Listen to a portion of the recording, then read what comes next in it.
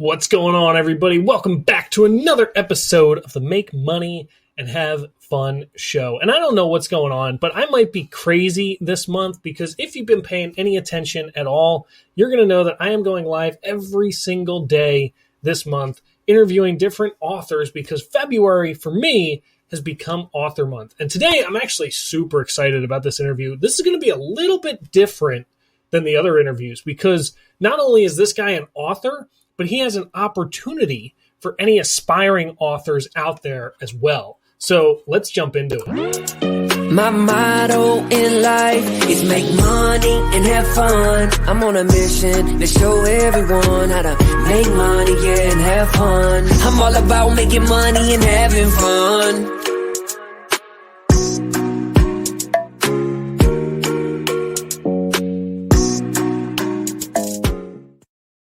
All right, so here's the deal. Let me tell you, give you a little backstory on how I came to befriend and start to know this guy.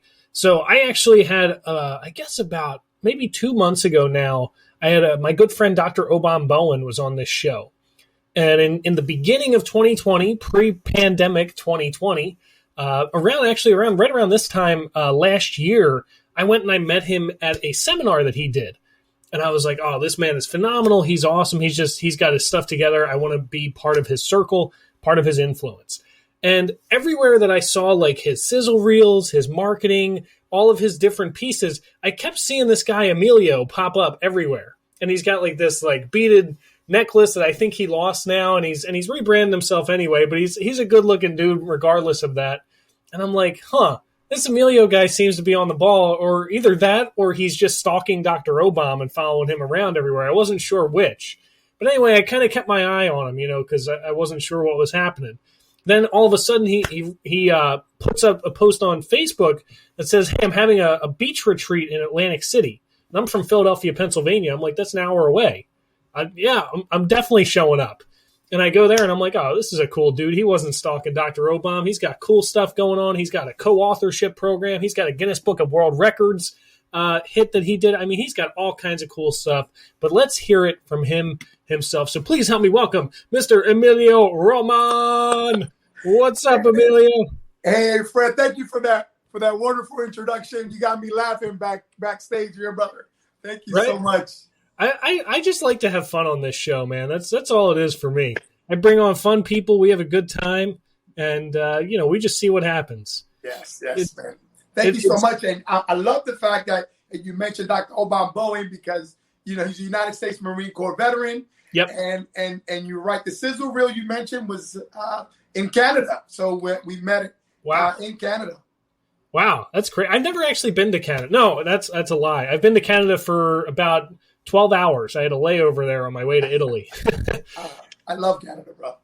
Yeah, it seems like a pretty chill spot, I mean, I don't know who designed the airport there because for me, I think I was in Toronto, but to get from the airport to the city, it takes 3 train rides and it's an hour and a half. I'm like, who put this together? Like, you couldn't make it any closer? What the heck?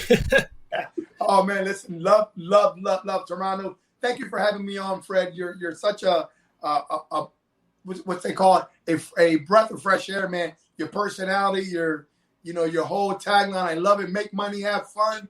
Who wouldn't want to do that?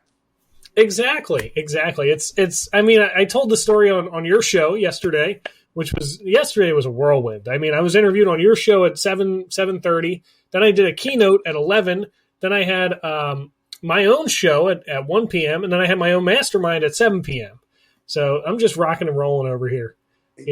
It's all about alignment is really just kind of the message that I'm trying to share. A lot of people talk about profitability versus annual revenue, or they talk about finding your passion, discovering your why, all that kind of fun stuff. I'm talking about bridging the gap between both. And that's why I bring people like you on here so we can just talk and have a great time and see what's going on. So what's going on in your world, man? You know what? I really love to connect with people like you because of your messaging, because your messaging is in alignment with what we do at, number one, the Spiritual Fitness Academy, and what we do with the Co-Authorship Network. And all of it is to serve people, right? Mm-hmm. And it's what we're doing. We're serving people. And when you can do that, the money and the fun, and all of it just shows up at the same Exactly. time. It's kind of interesting, right? Because a lot of us are either going one direction or the other. But the truth is, you gotta love what you're doing. Yeah. Yeah, well, I always look at things on a trajectory and just imagine it like a horizontal line. And if you're misaligned, if you're doing something that you don't love, you're always going to find burnout first before you find success. But if you're fully aligned, you're going to find that success first, like you're talking about. And I love the way that you bring it up. It's, to me, every day I wake up and I ask myself the question, how can I create more value today? Whereas most people ask themselves the question, how can I make more money today? And the problem is that money is simply just a byproduct of value creation. And so, whatever you can give, it comes back to you at that point. Yeah. You know what? I mean, Fred, thank you for sharing that and bringing it back to the conversation that you and I were having yesterday, because it has to deal a lot with, obviously we hear mindset. You can't escape that. But the truth is that the people that you hang around with, the books that you read, we're both big fans of Anthony Robbins, right? And so I had the blessing to walk on fire with Anthony Robbins. Now, talk about mindset. Like, you're not just going to show up there, and they do this very strategically. You have to build up to this before you're able to go ahead and walk on these coals, however many degrees, right? And I remember, if you don't mind me sharing this, when I got there to the point, I was like, oh, hell no, I am not going to do this. I'm a United States Marine Corps veteran. I've done all kind of weird stuff, but walking on fire, I wouldn't intentionally do this. Yeah. But anyway, I made up my mind that I wasn't going to do this. It's kind of weird, right? So anyway, at the end, I was like, no, this I get it now. Like, to listen to him, I get it. And so when I remember going up, they instructed us that there's got to be a certain breath, a certain walk, a certain talk. Like, and when I got up there, some people were being rejected because he's got a spotter there. Anthony Robbins has someone there that checks you. And if your alignment, the way you're showing up, you're like, I'm ready to go, but you're like doing weird stuff, they tell you to go get back. I got there and I was just so locked on the person. I was just focused on whatever I was supposed to do. And they go, you ready, aren't you? I said, I'm ready. And when I got on the other side, it was like, and it was an amazing, amazing feeling. And I share that because it was a moment where I got to learn that we can really sell ourselves short. Because I said, I'm not going to do that. I like all the other good stuff he's talking about, but I'll be damned, I'm going to walk on fire. Yeah, and it's absolutely true. I mean, we play in this comfort zone on a daily basis. We're all kind of in this little space where, it's safe, it's fun, it's kind, it's easy. I know how it's going to work. I know what the outcome's going to be because I've done it a million times before. But even when you step very slightly out of that, it's like, whoa, what the heck is happening here? I'm not ready for this. Yes. And like you said, it's like you're a United States Marine, getting shot at, whatever, like all kinds of crazy war stories I'm sure you could share. And you can't, your mind is like, no, I can't walk on fire. Like, what? It's an amazing thing. Thank you for that. And I was going to say, I learned this from Dr. Obambo, and a gentleman, Marine that we both mutually respect. Right. He's one of his workshops. He says, 1% doubt, you're out.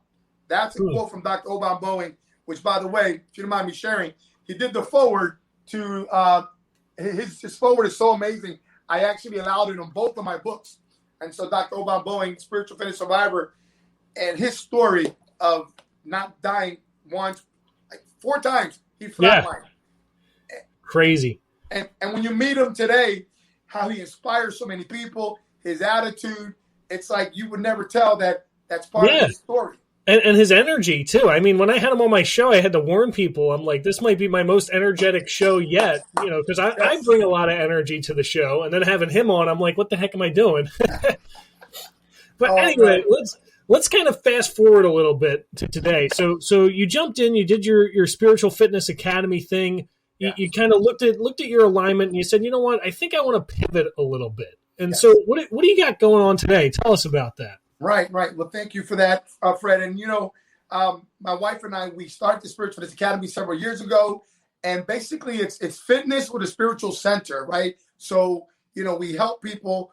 We talk about the 3 pillars for us, and that is gratitude, forgiveness, and service. And so we did that very well. And a big part of the academy is the books, the spiritual fitness survivor books, right? And so as we were doing that, we started to realize that we love hearing people's stories, and we love helping people get their stories out. And we do that by one of 2 ways. Either they write in the book, right? They either write in the book here, the co-authorship, right, or they write their own books. For example, this book here is my Maria Serrano. She has what's called an authority book. And so we just love that so much that we said, okay, let's move forward with this more, because for whatever reason, and I don't know how you if maybe you'll agree with this, but whenever people talk about spirituality, most people just want to share it, right? But when people talk about religion, they want to argue about it. So my wife and I just love to share about our faith, but not from a dogma point of view, right? We just love to share. And so we found out that we're getting much more satisfaction in sharing people's story, which, by the way, is what we were doing with the academy anyway, Fred, right? We're bringing people on, and people were sharing their story like yourself. Like, you have a book, and we love highlighting people. We had you on the show yesterday, right? And we absolutely love it. We got great feedback. People loved your energy. You were working on, I believe, your 3rd book now. Yep, 3rd one. Oh, 3rd one, right? Look at that. And so we got great feedback. And it's the same thing, Fred, that we're doing with the academy. But now we just launched our LLC, the Co-Author Network. Nice. That's awesome. So we got Danielle coming in here. She's squabbing up in here. So you and Daniela are doing this thing together, which I love that. I love that, by the way, the fact that you two are aligned in this. I want to share a story with you that I actually shared with my mastermind group last night, and you'll probably really resonate with this. So you and I, we had some pretty transparent conversations, about, different things with sales and building businesses and stuff like that. And I love the fact that you kind of went and looked at your platform, and you're like, you know what, let's get rid of everything and let's triple down on this co-authorship thing. And I wanted to share with you. So Richard Branson, the owner of Virgin Mobile and the airplanes and all that kind of stuff, multi-billionaire, he was offered at one point $1 million to do a 30-minute keynote speech where he was going to be flown in, transportation and lodgings was covered. He's flown in on a private jet. He's driven to his hotel suite and taken back the same day in a 30-minute, a 30-minute presentation for $1 million cash, right? And he said no to that opportunity. And the funniest thing was this company called him about 5 or 6 times, and they started out 100,000, then 250, then 500, then $1 million. And every time the secretary told him no. And the last time she finally goes, look, Richard Branson is not taking any keynote opportunities right now. He's not focused on that. That's not what he's doing anymore. And it doesn't matter what price you offer him. He told me specifically not to take any keynote opportunities. And it was this really interesting story when I heard, a friend of mine tell it, because it kind of makes you realize that, the bigger you get and the more success you have, the more ways you can say no to different things. And that's kind of what you've done with your business, is where you're like saying no to all this other stuff and just saying yes to this one thing, which I think is really working. Man, I've never heard that story before. Right? But man, you're right. It does resonate with me. And it was, I'm sure I probably wouldn't turn down $1 million right now, but, right. But I hear what you're saying. Yeah, I mean, because his business has scaled to a point, his attention and his focus has to be that much more laser. Otherwise, a house divided cannot stand. And exactly. So, my wife and I, we had to sit down and look at, really, could we scale this business, the Spiritual Fitness Academy? We've already spent thousands and thousands of dollars. It's been over 3 years, and we've got so much pushback from it. And every time I want to talk about, spirituality here and there, all I kept getting, even on Facebook, I kept getting, well, Jesus is the answer. Jesus is the answer. And I'm like, okay, we believe in Jesus, but we also have, we look at it from a different spectrum. And so it just seemed like every time I was going on, it was so much pushback. And we're just so much more fulfilled now in the short term.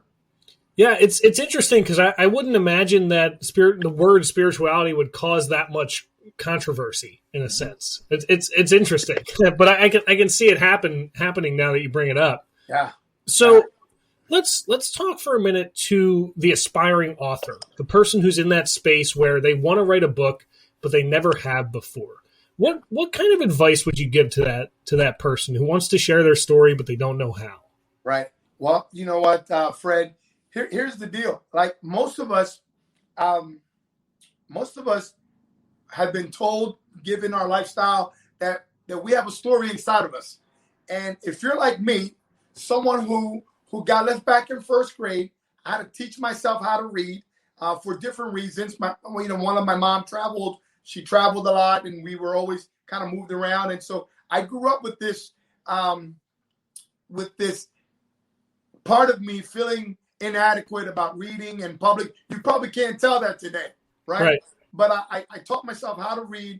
And honestly, I probably couldn't tell you the difference between a verb and an adverb, right? In today's lifestyle today, you don't need to. You really don't need to. Here's a secret that you probably know, but most people outside of being a writer do not know this. And most books today are written by ghostwriters, right? And if for some reason someone doesn't know what a ghostwriter is, it's someone who is proficient in the art of writing and putting this together. So what separates, to answer your question in full, Fred, what separates you and me is really not much in terms of, we both need oxygen, we both bleed, we both need money to exist, right? Outside of that, what separates Fred from Emilio Roman is our story. And this is the important part, and if we are not telling our story from our own perspective, right, someone else will, Fred. And so something that we do very, very quickly, something that we do when I do workshops and retreats, is called Whisper Down the Lane. Have you heard that before? Have you heard of Whisper Down the Lane? Yep. Right? So, yeah, absolutely. I've done this with 5 people, just 5 people. And I'll start off saying, my name's Emilio, right? And they got to move real quickly with this. Just say what I said and then come back to me and tell me. I say, Emilio likes hot dog with lots of relish and ketchup. You would be surprised. By the time I come back here, Fred, they've said Emilio is a vegan. Like, mind-blowing. Mind-blowing in a small group of people. And so this is what I tell people. I say, listen, your story is really what separates you from everyone else. And at some point in time, we're all going to expire, right? So what do you want your story to be?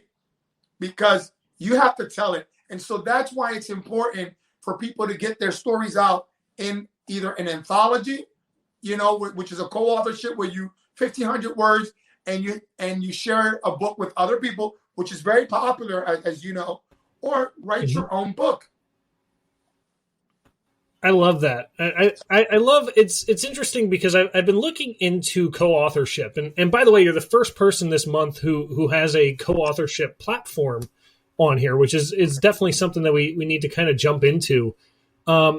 But one of the things that I always kind of bring up with my different guests and always think about with the aspiring author is that sometimes we talked about mindset in the beginning, and sometimes I feel like people get in their own way when it comes to writing a book. For instance, my first book that I wrote when I was 21 years old, I wrote a book all about mindset. It's called The Revolutionary Mindset.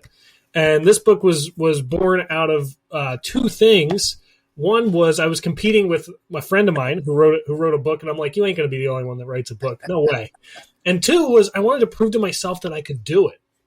And like you said, back at that time, I didn't know that ghostwriters were a thing. I didn't know that I could basically pay my way into, success and leverage my weaknesses and focus on my strengths, like Greg Reed always talks about. so I wrote every single word in that first book, and it took me a year and a half to write it, because I suck with discipline. And but it's out now, and it's done, and it was kind of that, like, overcoming that insurmountable task. And after I wrote it, I realized, I'm like, this wasn't really as hard as I thought it was going to be. Yeah. And I think that people are really afforded more opportunities today with co-authorship or with ghostwriting or with editors or with, book writing teams and publishing companies and self-publishing with KDP and all these different things, just to kind of make it that much easier for them. What would you kind of say to somebody who's combating with the idea of the difficulty of writing a book? Yeah. Again, get your message out, get your book out. There's so many ways to do it.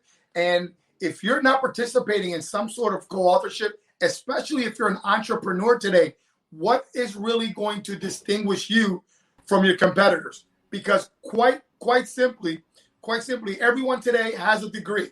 Everyone has all the skills. Everyone has the certifications. So that's not it anymore, right? And I tell people this. If there is someone who's got a doctor, who's got MD behind their name, and then there's someone named Emilio Roman, and I don't have all the education, but I have a Guinness World Record for being one of the few authors signing a book simultaneously, okay? Because of my book, which radio or podcast, who do you want to interview? The doctor or the person who's got the book? Right? Exactly. I literally just had yesterday Felicia Slattery on my show, and she trains speakers. And one of the first things she said was, look, if you don't have a book, you ain't getting on a stage. Like you're making your life so much harder. If your plan is to get on more stages and do more speaking and that kind of stuff, without a book, you got a full-time job ahead of you. I don't know who she is, but you know what? I think I've come across her through you now. And so this second time I'm hearing her, I have to definitely connect with her, because she said it so perfectly. She's really amazing. And it's interesting because we're kind of, we got to take a second.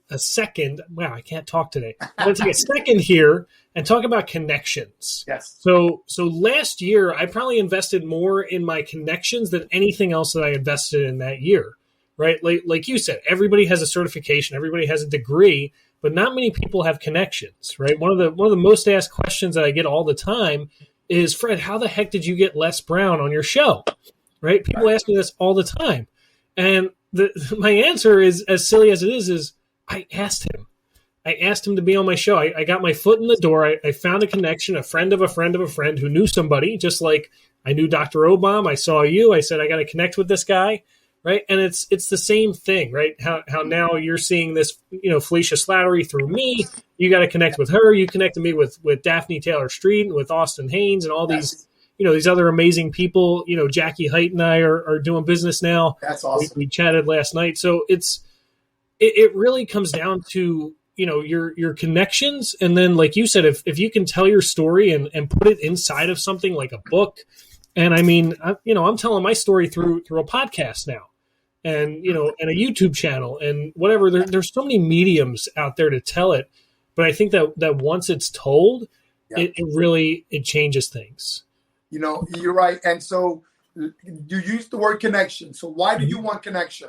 And you want connection for two words. And that is, number one, leverage. Number two, access. And again, I have to go back to our mutual friend, Dr. Obama Boeing, when I went to his mastermind in Canada. And we had many conversations privately. We went to Costa Rica, and he spoke on this again. So right now, Fred and I are connected, right? So what happens? Well, I want access, and I want to leverage our friendship. Because if I have a mission, which I do, to help get people into co-authorships, how is that going to happen? Am I going to dance around Fred with this conversation, go, hey, let me be on your podcast, and then just hope that someone is going to see this? No, I'm having a real candid conversation with Fred and say, Fred, listen, this is what I got going on. You and I have a partnership here where if people decide that this works for them, we build an affiliate, right? So like, I'm very, very intentional. And so if anyone takes anything away from the conversation that we're having is that you should do something for leverage and access. I love that. Be candid about it, because that's what Richard Branson, with your story, when you started, that's what he was being intentional. He was being intentional when he knew where his money and his time, what he needed to do. Exactly. Yeah, I never heard it put that simply, but it makes sense, right? Having that leverage, having that access, and it's even I look at it almost like a tree, or like a network marketing kind of, trickle down effect, right? Where it's like, because you're here now, if you really had an intention or a burning desire, like Napoleon Hill says in my favorite book, to meet Les Brown, you now have a gateway to that. You know what I mean? It's not always finding the big dog, but it's finding the friend of the big dog, to kind of get you in the door, which, that's not really massaged neatly yet, but you get the idea. No, absolutely. Yeah, it's well said, brother. No, listen, I get it. I get what you're saying. Mm-hmm. And again, like you are, I can tell the short time we've known each other, you are that person who fundamentally, you get it. Because when I put the retreat out, you said, "Hey, I'm coming." And when you came in, you were so nice, you were on time, you were respectful, and you leveraged that room. When you got up and I gave you time to speak, yep, you came out the gate and you knew that you were intentional. You knew why you were there, right? You were open, you participated in everything we did, and you walked out there with Austin Haynes, a connection with him. Right. He had you on his radio show with, again, with Jacqueline, and now you're on my show. And I can tell that we're going to be moving forward with other partnerships. Definitely. All because, we're like-minded, and our missions are helping and serving others. So it's actually kind of funny, because that's exactly correct. But it needs to be done ethically. And I think a lot of people miss that point where, they take a stage just to try to sell from it or whatever. I mean, being fully transparent, I had a credit card machine in my backpack, right? Just for that day. So it's like, but I kind of read the vibe, and I wouldn't have obviously, closed anybody in front of the room. I would have taken them outside or in the other room and said, "Hey, like if this is a vibe, let's make it work."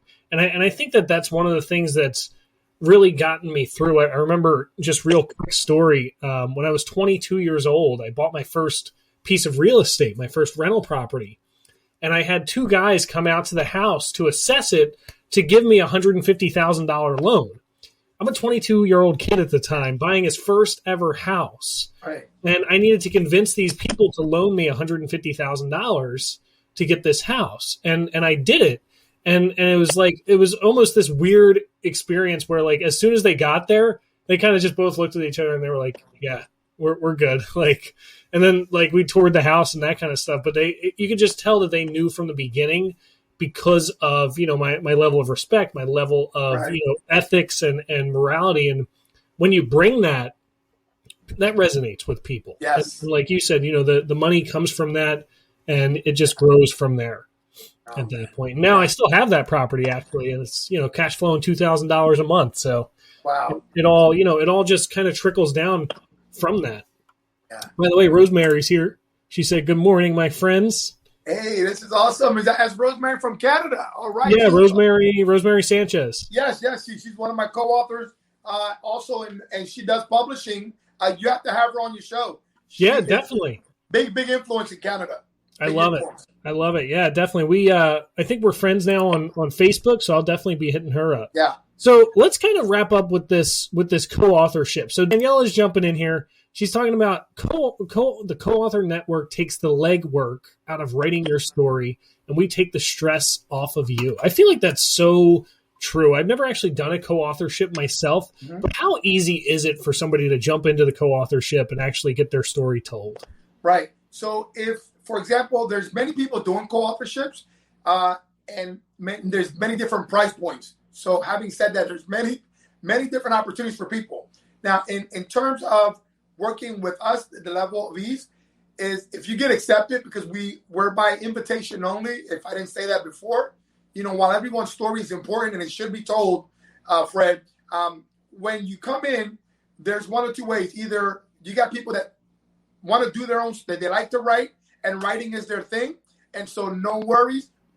Depending on the book that we have, it's really simple. You send us your bio, your pick, and we give you the criteria on the wording. And then we take care of all the editing for you. Now, if you're someone who, let's just say, can't string two words together, we'll say, okay, this is where you're at. This is the point of entry, the cost to be in the co-authorship. If we're going to ghostwrite it for you, we're going to go ahead and we'll charge you an additional fee. So in either case, it really is simple. It really is simple. The hardest part is getting out of your head that to think that you have to be grammatically correct from A till Z. That is so true. I actually just found my first book on the shelf about 2-3 weeks ago, and I started reading it, and I was like, oof, this is some bad stuff. And then it was so funny because I put a post up, and I'm like, hey, my book's available on Amazon, but by the way, it's horrible. But if you want to check it out, it's on there. Yeah, no, you know what? And I've heard you say that now a couple of times. And guess what? What I say to that is, done is better than perfect. Yep. See, you got it out, you leveraged it, right? And so now you probably have gotten on many podcasts, many doors have opened up because the book has been written for you, right? Exactly. So there's always that Monday morning quarterbacking. Yeah, I could do this. In fact, this book here, just that we haven't even returned it in yet to her. I read my foreword that Danielle and I did for her, for Maria Serrano, and I'm like, oh man, we put somewhere in there her name is Mary as opposed to Maria. And so you know what? We laughed at it. And if there really is a big deal on the other end, we can always get that changed for the next edition. Sure. Just like you can. You can always get it edited. Exactly. That's why they have updated and expanded editions. There you go. We just go in and edit everything and then re-release the book. Hey, man. Yeah, so thank you, brother. I love this. Emilio, this has been so much fun. I'm so excited and so happy to have you on here. Thank you for having me, brother. What Thank you. parting words would you like to leave our guests with today? Your words of wisdom.